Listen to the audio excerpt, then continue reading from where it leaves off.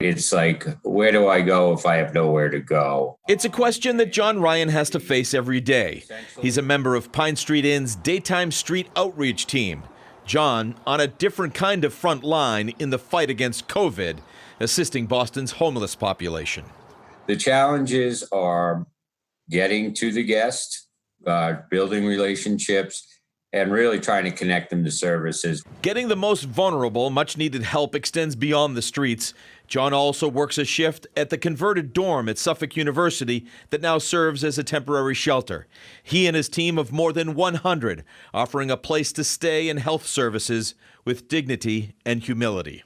We're glad to do it. We're glad to be part of it, because if not us, then who? Like I tell my staff every single day, everyone is important. Emilio Baez is manager of housekeeping at Pine Street Inn. He leads a team whose job it is to protect workers and guests in a way not often considered. We are fighting a virus that we cannot see.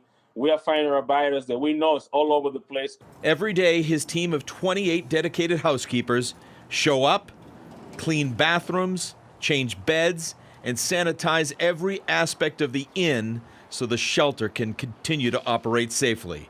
It's a job they see as critical as any in the fight against COVID-19. To us, it's very important and it's very serious. It becomes more personal now to make sure the cleaning is done correctly. Emilio's dedication to protecting people doesn't end when he leaves the Pine Street Inn.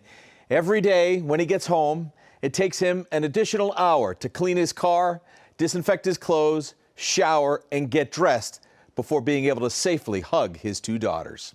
I'm Doug Meehan, WCVB News Center 5.